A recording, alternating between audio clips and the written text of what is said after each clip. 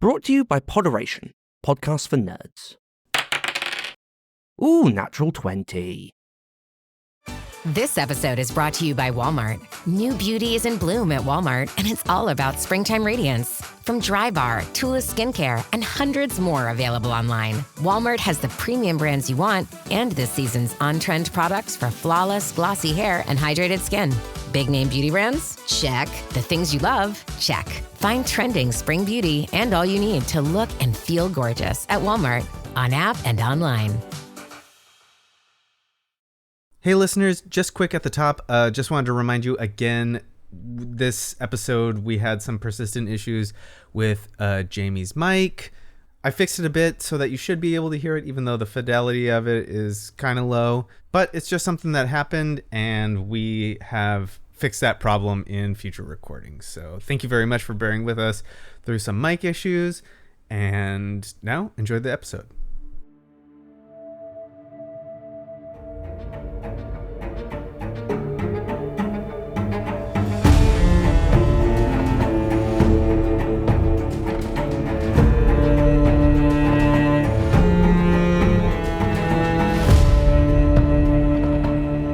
Hello and welcome to Respect the Crit. I'm your host, Ian Duncan. My pronouns are he, him, any, and I am playing Yasher Angle, the occult enthusiast and bibliophile.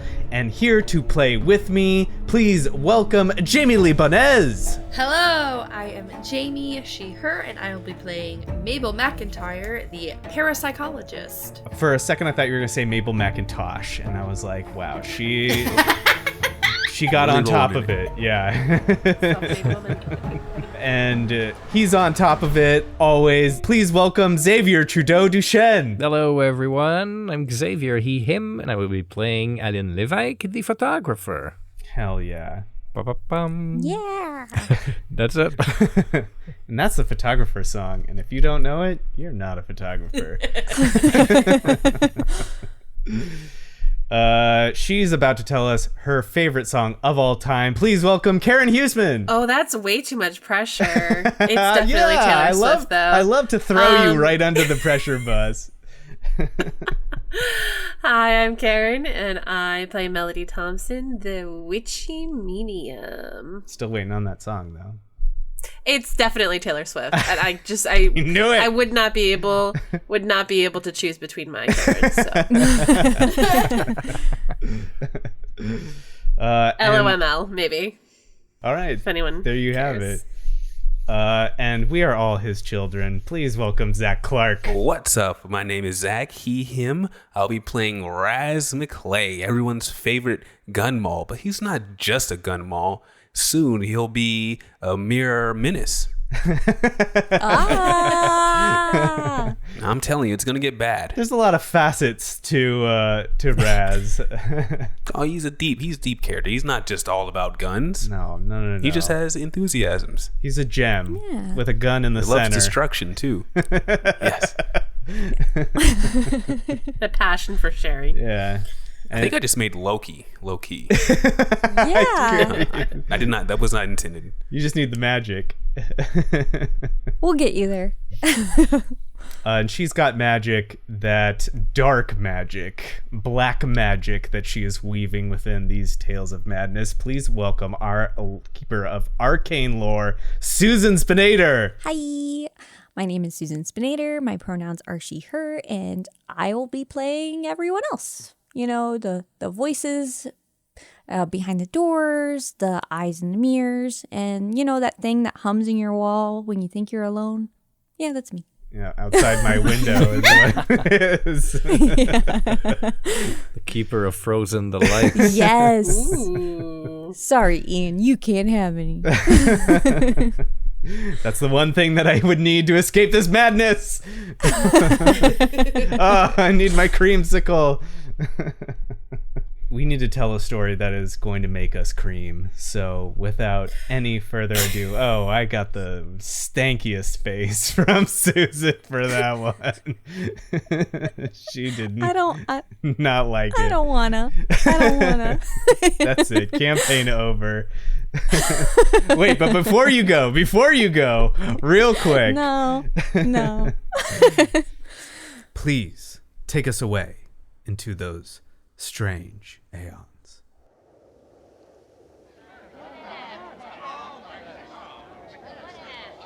So there is a crowd outside of the Whispering Teapot, and how onlookers do when something's happening. I'm not sure if you guys want to talk to anybody or just grab stuff and leave. Or I mean, I think Melody's just going right up to on a mission. I'm definitely not talking to anybody. no, yeah, I don't know why I asked. Yeah, sure. No, thank you, ma'am. Yeah, I think we're just waiting for Melody. Yeah, she's just following behind Melody, like, the book, please.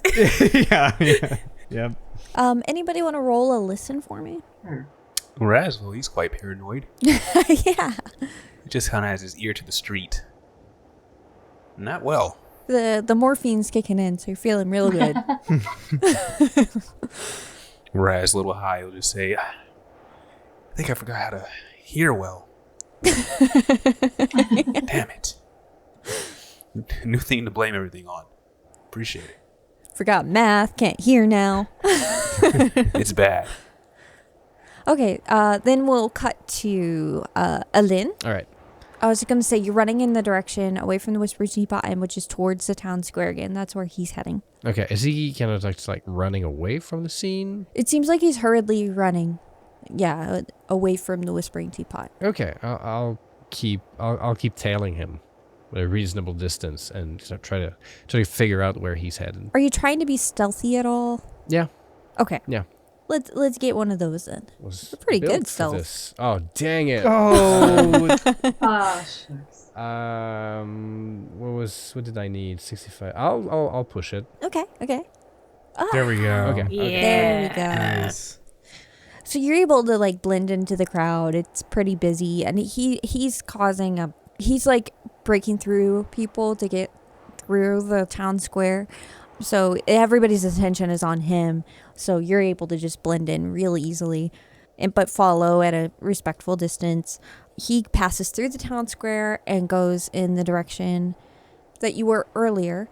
Up this way is the clinic and the mansion. You follow him all the way to the clinic, and he runs into the clinic and goes, Issa, we need you. There's people sick. You hear him yell. I'll run in. Issa is frantically talking to him. What happened? She's grabbing like her to-go bag. Where is it? And he's like, the Whispering Teapot Inn. People just started foaming at the mouth and coughing up blood. Oh, that's rat poison. What you got for rat poison? She looks at you, like clocks you. You again? I don't have... Okay, we gotta go, quickly. She throws something else into her bag. I'll lock the door behind you. What could be useful in here? They rush out. Wally gives you a weird look, like, who is this crazy woman?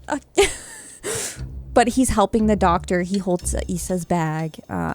And they rush out back in the direction of the Whispering Teapot Inn. I mean... You're in the clinic now by yourself. All right, sure. I go back to the other scene while I'll look at Issa's file. Back to the Whispering Teapot Inn. Melody, you're able to get all your stuff. You're able to find your stones and your sage, and you already had your grimoire on you, but you're able to get all your supplies. So you are ready to perform the ritual, and you meet up with your friends who are waiting outside. Hold up my bag. All right, let's go. Where did Alin go? She wanted to follow Silas's dad. What was Silas's dad doing? I don't know, running away. Being suspicious. Probably. Okay. I guess I didn't notice. I'm sorry. Don't worry about it. She's gonna meet up with us. Maybe tomorrow. That's not comforting. You can trust the kid. Okay, so I've got all my stuff to. If we want to, Uncle Ed said he wanted to talk, so this is what I need, and we need to find somewhere to do it. So I was thinking the studio, but if you guys have a better idea, Let's go. Sounds good to me. The scene wipe and you head to the studio. It is unoccupied. It is also unlocked. Oh, and if you, well, it was forever ago.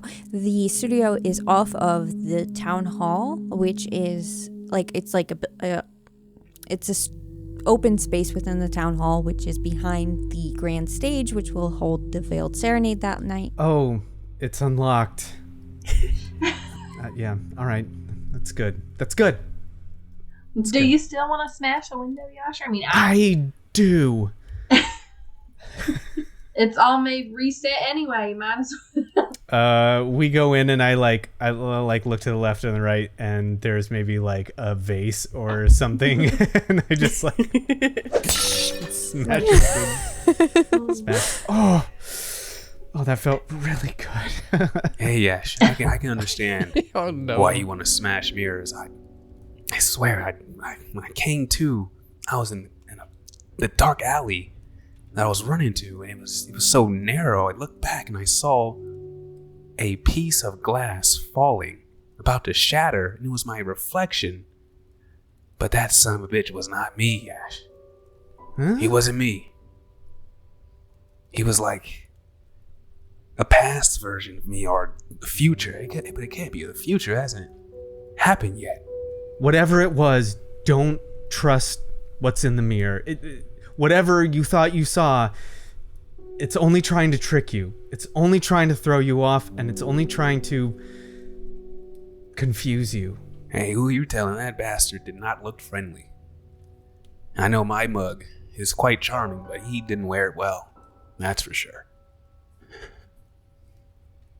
Do you want to smash anything? I think that this is the last piece of glass or porcelain. Right? Yeah, I hand you over the knife. Do you always hold this? Yeah, it makes me feel less anxious. You know, maybe we're more alike than you really think, you know? I got my gun case. It makes me feel quite at peace. I get you. I do. You know, I never thought of it that way, but I follow your logic. Yes. Yeah. You know, yeah, sure, I think I used it. My Tommy gun. But I don't really remember on who, whom, what, when, where, and God knows why. No idea. For how long? The nice doc said I was gone for about 20 minutes. It felt like an eternity.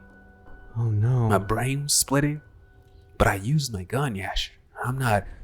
I hate to toot my own horn. I'm quite humble, but I don't miss quite often. Was there anything else in the alley? Anything? It was pitch black, man, and I'm no yellow belly, but I had fear in my heart, man. Real fear. I just booked it. Like I was a kid again. I just booked it. Yeah, you're making me scared now too. Losing time, that's new. That hasn't happened before. That's different. It's worse than that, man. I didn't lose time. I got touched, man. Something touched me in my head. A sensation that I couldn't describe. It was like it went right through me to my noodle. Right to it. It was like pain, but I don't remember. Are you okay now?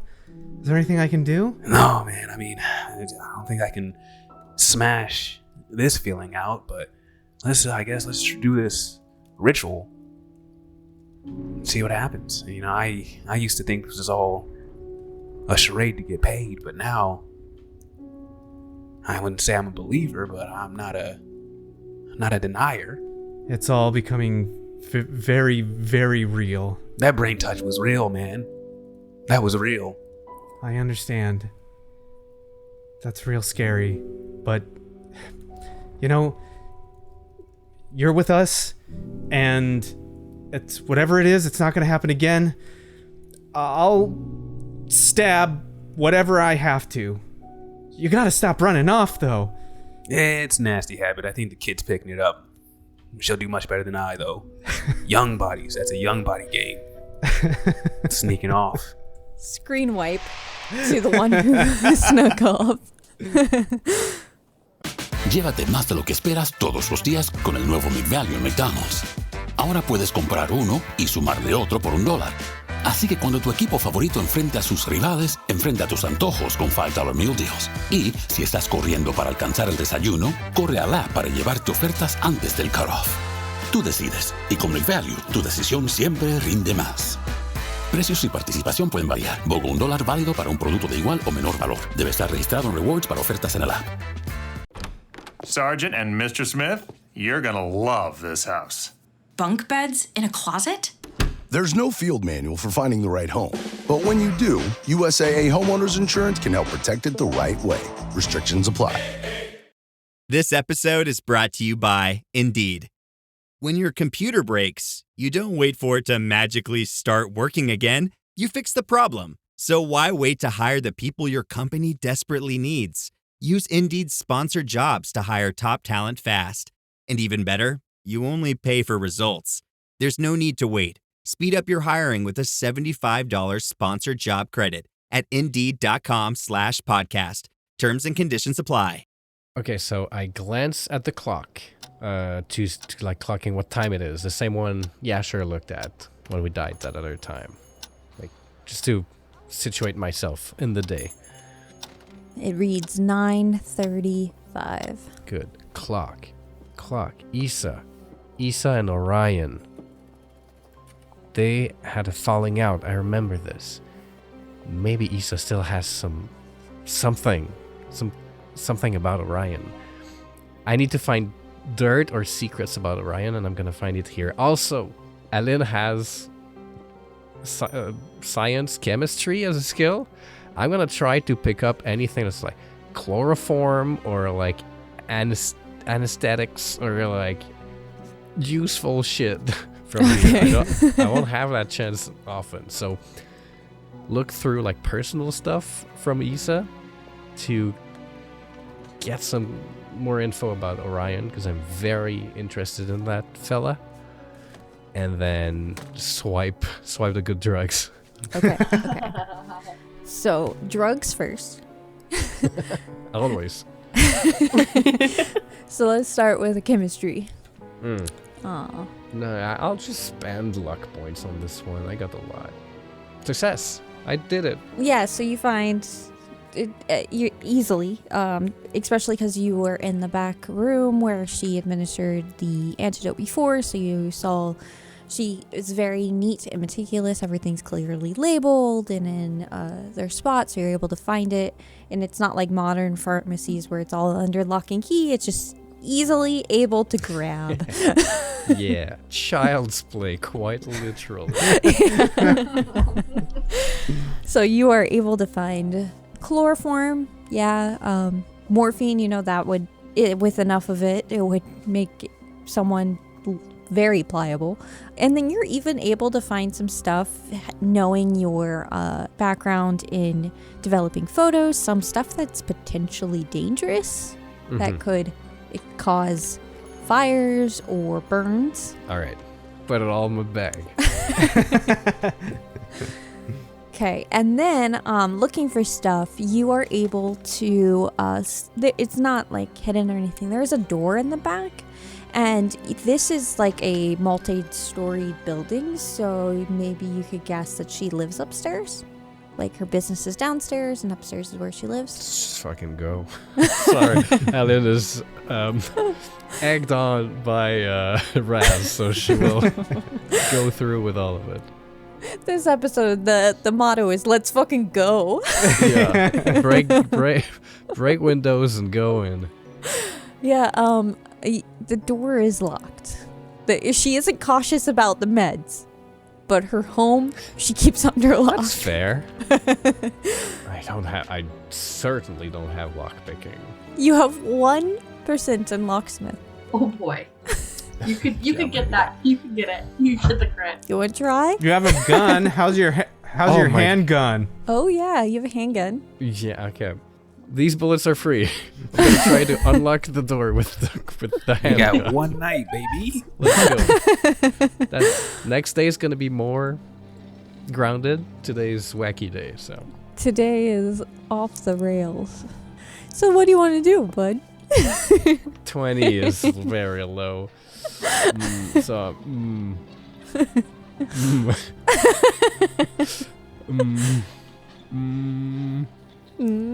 gonna push it.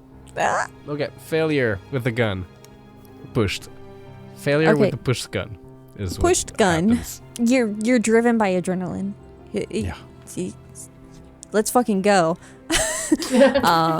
You find these drugs and you're feeling good, and now you're like, okay, I'm gonna find out about Orion. I'm here. You take out the gun, you whip it out, and just aiming at the door, but the adrenaline's flowing. Your hand's shaking a little bit. This isn't you. This isn't a Lynn at her peak. This is a Lynn stressed and scared and wanting information.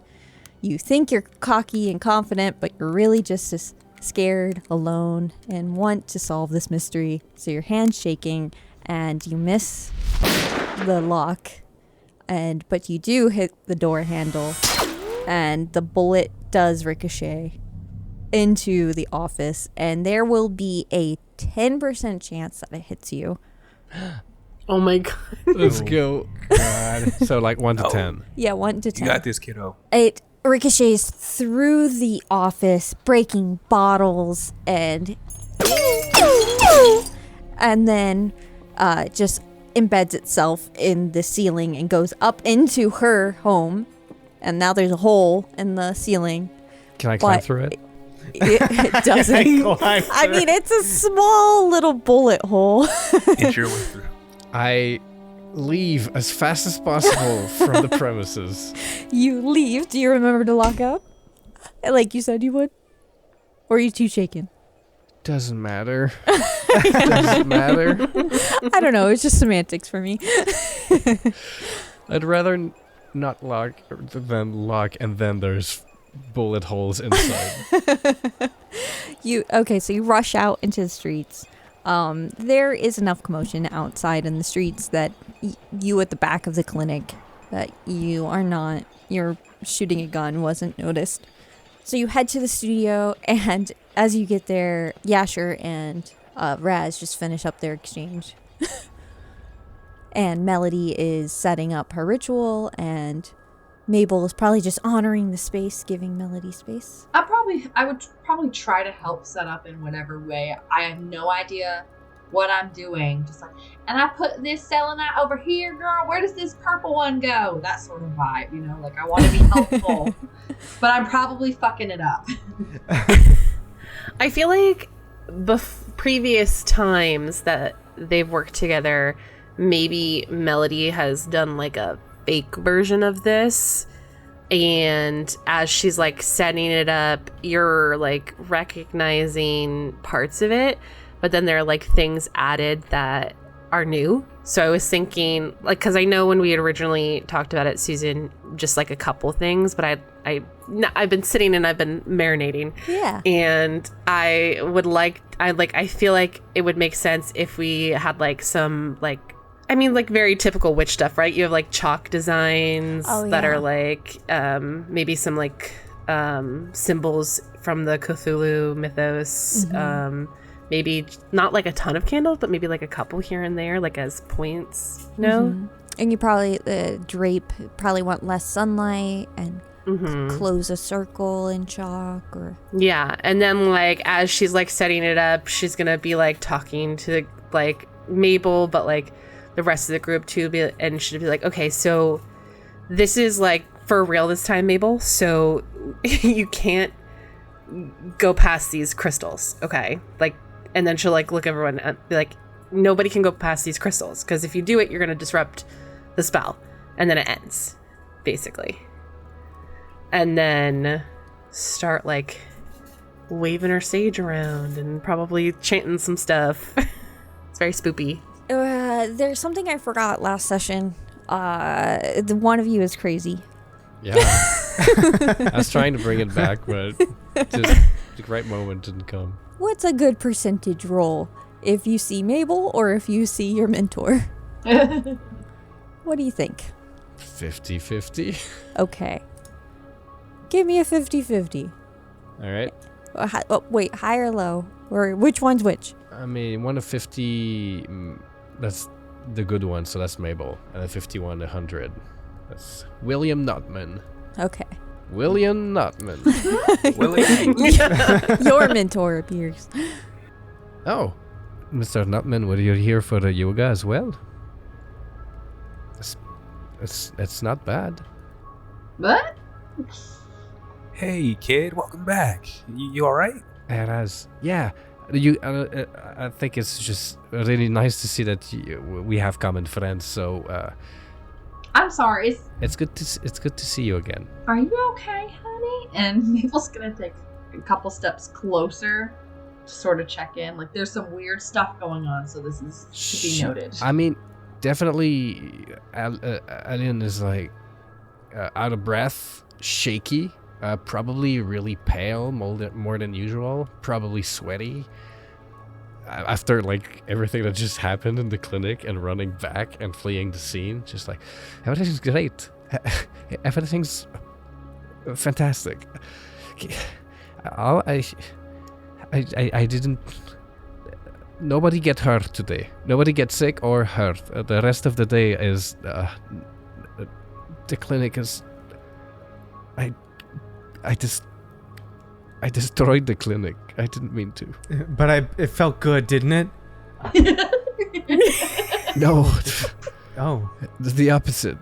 I stole all the drugs I could, and then I shut the door, and I almost killed myself, and the door wouldn't open, and I left. It felt terrible. Oh, sweet pea. Raz is gonna turn to Yasher and kind of whisper, maybe no more solo missions for anyone. I think you should get the gun back. Mabel, you're back. Where did William go? I have so much more to tell him. Let's get you to sit down, sweetie. Right over. Yeah, right over okay. here. I'll sit down. Yeah, let old Sandy get that present back. Another day. Just put that back. Just slowly kind of grab for it if he can, and yeah, she hands it. She's just like out in the open, just hands back the gun to you, but like pointing it your way, not the supposed way not the proper way to give a gun to someone. He kind of dodges a little bit. Oh, hey. Let's just another day. Well, knowing us, we'll get another shot, huh, kid? Another day. That's good. Go ahead and turn that safety back on. Tuck that away. I'll just lay down in the cobra or something. Just don't mind me. I'll do the child pose and cry. Melody, everything has been arranged.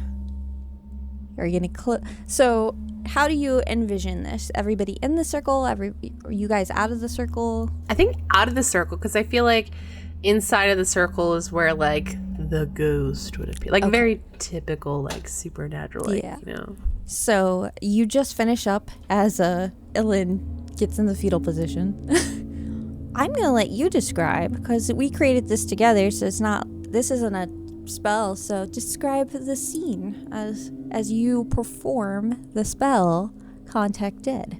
So like as we kind of discussed before, is like there is a circle with all of the crystals on it or in it, and then there's not like a lot of writing in the inside, just like a few symbols, but they're like, you know, this Cthulhu myth, like the Cthulhu words. Yeah. Cthulhu language. So they're very like teps. Yeah. And then we kind of tried to cover the windows as much as we could. There's a couple candles, so you've got some light flickering. She's burning some sage. She's not like, I wouldn't say she's like walking around trying to stage the area. It's just like, it's kind of one of those things where it's like, oh, it's enough to change like the scent in the air, so you kind of like get in the vibes of the spell. And there's not like a chanting so much. It's like there are some words that should probably like pull forth, but it's more about like intention. But because one of the things that she does is kind of like a little bit griftery. Like she's just used to making like big wild gestures with her arms and stuff like that. So like as she's doing it, she's like making these grand movements, and oh man, should have changed into my outfit so you get the but I think she's still just like in her like day clothes, unfortunately. But I think as the spell maybe you have like your belt on. Sorry. Ooh, yeah, no, yeah. So there's a little bit of like, with the trinkets, so there's a little bit of like tinkling too, as like her like elbows might hit the belt. Okay, so there's like 20% Stevie Nicks going on. Yeah. Yes. Those TikToks you sent me of the belly dancer, like just turn that down like 80%. Yeah, got it. And then the temperature has to drop because you're summoning spirits. So like it just starts getting a little bit colder. And the intention is just to summon Uncle Ed, but I feel like I feel like there's opportunity because the journey to this point has been so frantic. Who the hell opened a window? We can like see our breath, and all of a sudden you feel like a little prickling in the back of your neck. As you set your attentions forward and you call forth, and your intention is Uncle Ed, to everyone else, and Melody sees this, but it's probably more startling to everybody else. The circle, the chalk outline, lets out a little bit of a glow, and it goes around in a circle and closes itself. And then almost for a moment, you see like what we would know now, but like a force field, but like a shimmering around the circle on the ground. So it's like a wall of shimmering light that just appears for a moment as it closes itself. The crystals have their own little like internal twinkle for a moment as well as the circle closes. And then the sage, you could even see, even with that, the light of that field is gone, but you could see the sage in the air hits up against an invisible barrier and curls around the dome that is encasing the circle. There's like a hushed stillness as you are setting forth your intention and saying the words necessary to call forth your Uncle Ed. Let's see how that goes. Ooh, and then like when she gets to like the last one, everyone kind of feel like that. The last time she did the spell and like she felt the magic come out of her, everyone kind of feels like a little bit of a not like a ding, but like a thud or something like in their core chakras or whatever. Yeah. Oh, who's touching my insides again? Chill up your spine. Could you roll for me 1d3? So we'll do a d6.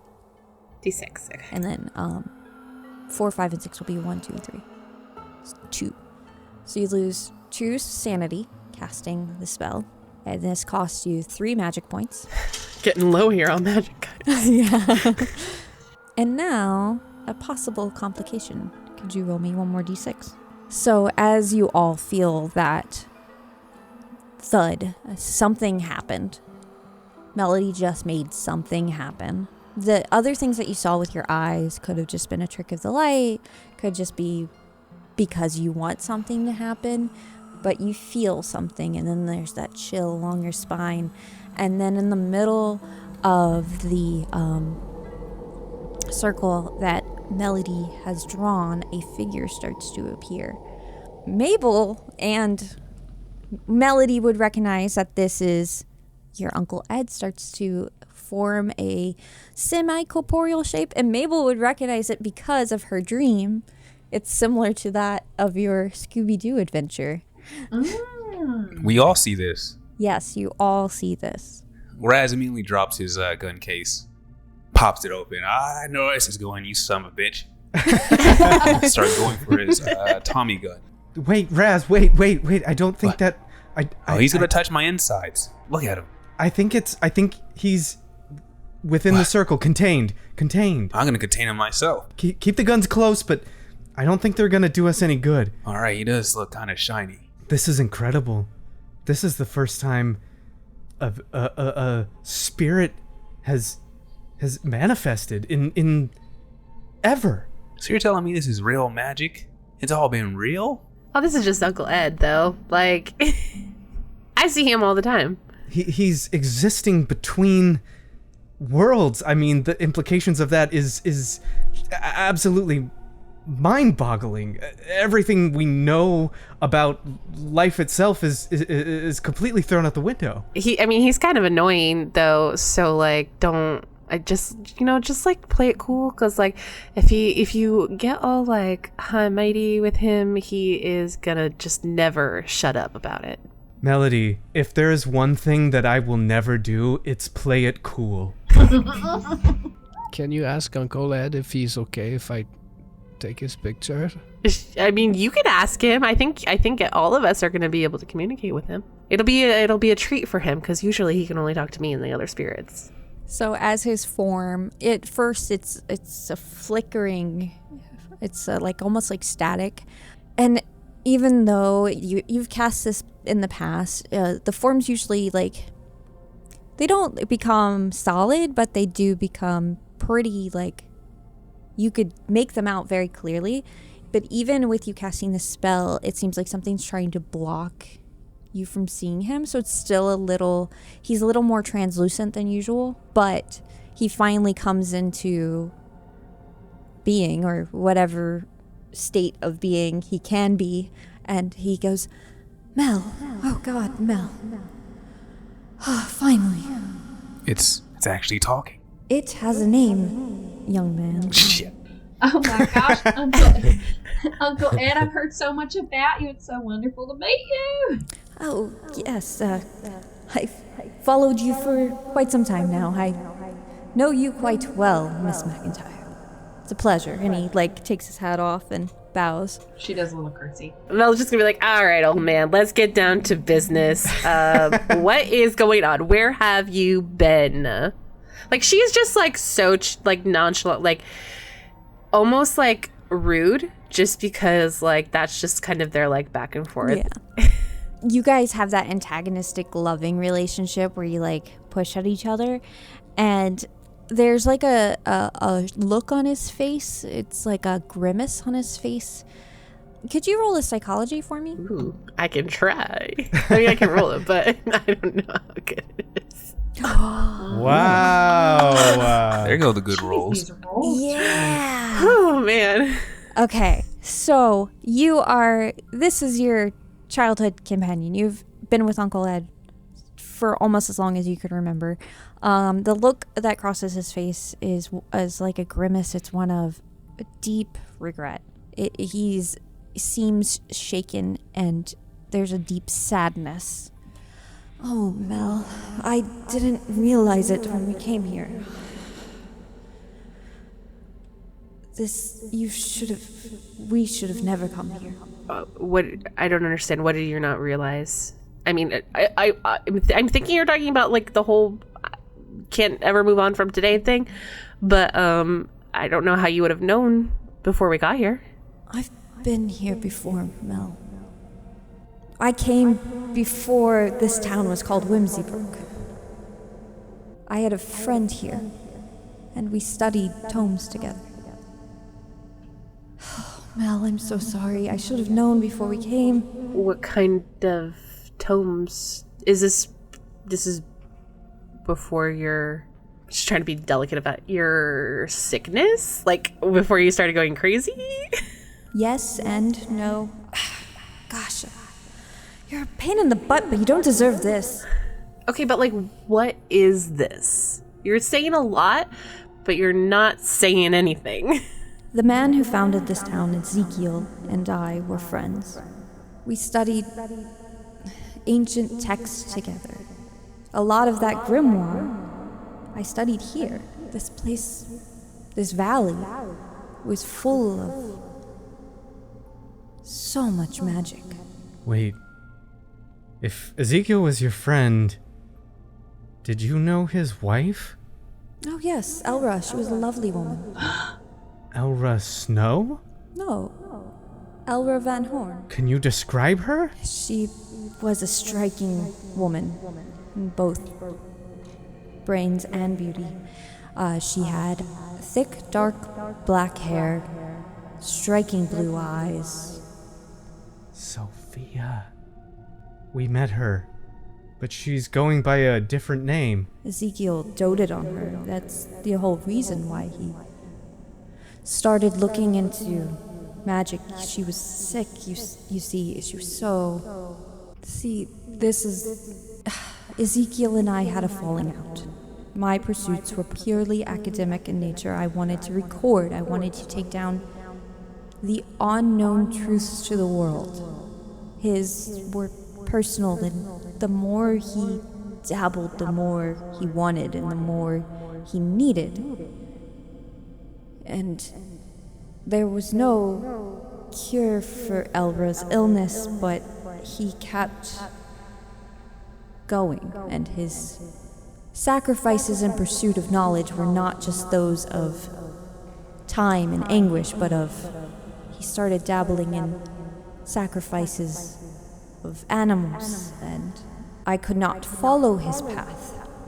I should have recognized this area earlier, but Whimsybrook is such a whimsical name, sir. Excuse me, but... Uncle Ed, you told me that Mel was the key to break the cycle. And you told me to find our mirrors and break them. It was you, wasn't it? Yes, that was me. Where can we find our mirrors? That I don't know, but they have to be within the grasp of one of the cult members here. They call themselves the Way. Weird name. And then just leave that for the editing. Bum, bum.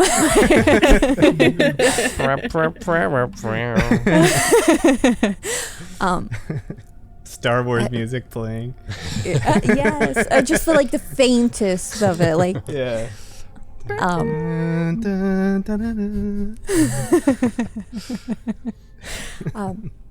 But it has to be in one of their highest members' grips. If I had to guess, it would be either in one of the most trusted members' keeping, or Ezekiel would have them safe in his home. Has them? Is Ezekiel still around? If Elra is, he certainly is. If he found a way for her to still be alive, that he would never leave her. Even in his darkest pursuits, even if he had to destroy the world, it would not include Elra. Are they ghosts like you? No, then they did not cross over, or else I would have had words with them. So how can they still be here? The darkest of rituals. Ones that I've never even... I knew that he was digging deeper and contacting things beyond our realm of knowing, but he started to contact beings. Trunambra. Ding. Ding. And then he puts his hand and encounters the barrier of the dome. Do not speak its name. Sorry. Yeah, Uncle Ed taught me early on, you don't say things names. Do not say their name. Sorry. The Angel of Music. Yes, good. Good lad, you learn. You might survive this. I want to. I have a bookstore I very much want to get back to. What can you tell us about the Angel of Music? To put it into layman words does not justify or impart its magnificence, and the words escape me, but these words do not encompass the entirety of the situation. But in my understanding, Trunambra, in the echelon, in the hierarchy of beings, was not one very high with very much power. It is one that seeks out those who play music. It seeks out those of a musical nature, because it plays in the court of a greater old one. I dare not speak its name, but it assembles musicians. It takes it into its being, and it wants to have an eternal performance, which hence the loop. It wants a performance that lasts the entirety of time. And now I'm putting it together that that's what this is. The cult's eternal performance for the Angel of Music. How did Ezekiel tap into that? With this, was it a summoning similar to this? And I open up the book and show the pages. He cranes his neck to see it, and he says, "Cycle of shadows." Yes, that must be important. But I think that is but a key in all of this. This entire town, I cannot contact you, Mel, because this entire town is fortified. The entire town is a summoning. It's a summoning circle, summoning the Angel of Music. I mean, and we can't leave because of the snow. You have to find your mirrors. I was able to see your dream, Mel, through this one, and he points to Elin. I was able to enter her dream and see you through it, and that's how I know it was your, and he points back to Elin, your photograph of Melody that anchored you all and tied you all together, that first one you took. Now, Mr. Ghost, if I may, would you happen to know of any nefarious magic, or what you say is magic, that could touch a brain, make someone forget something, not remember something important? And he tilts his head and looks at you. He says, yes, there are cloud memory spells. Is it a curse or something? Is it something I can get back if I lost something? If you were to have a counter cast on you, your memories could be returned. And then he looks over his shoulder, and then it's just a moment. I think something.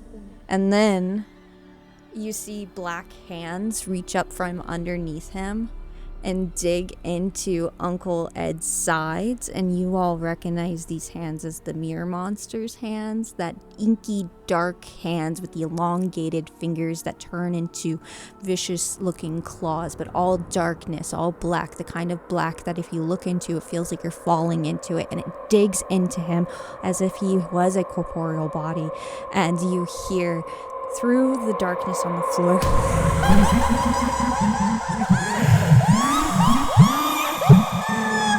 and he gets pulled down into the darkness, and Uncle Ed disappears. And then all the lights go out.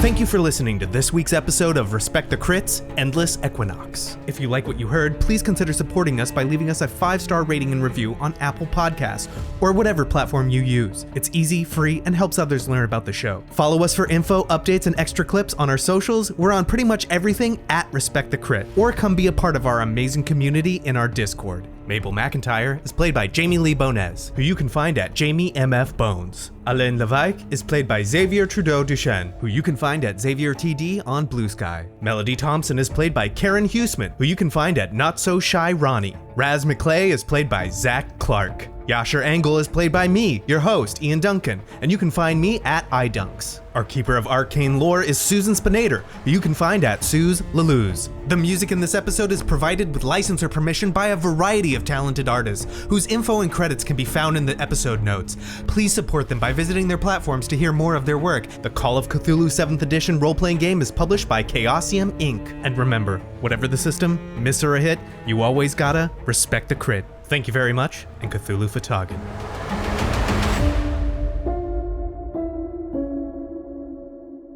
I think it's something like that. I think like we're in someone else's dream. We're in the Trinumber dream, basically. We're in like, Trinumber. Yeah. I can say it now. We're out of the game. Yeah, recording's over. I can say it. Some dark entity that's like big and buff slides out of Ian's like mirror. Oh, Just ready to yes, please. Oh no, don't get me, Trunumbra. Oh, Trunumbra. Fucking 8-pack jacked, veiny. Oh, he's ready. Oh no, what will I do? This show is part of Poderation, the nerdy podcast network. From D&D and video games through to ancient history and books of all genres, we are a group of podcasts all about things you can nerd the heck out about. We are currently looking for new podcasts to join the network. So if you know someone who wants to take their nerdy podcast to the next level, send them to poderation.com to get in touch.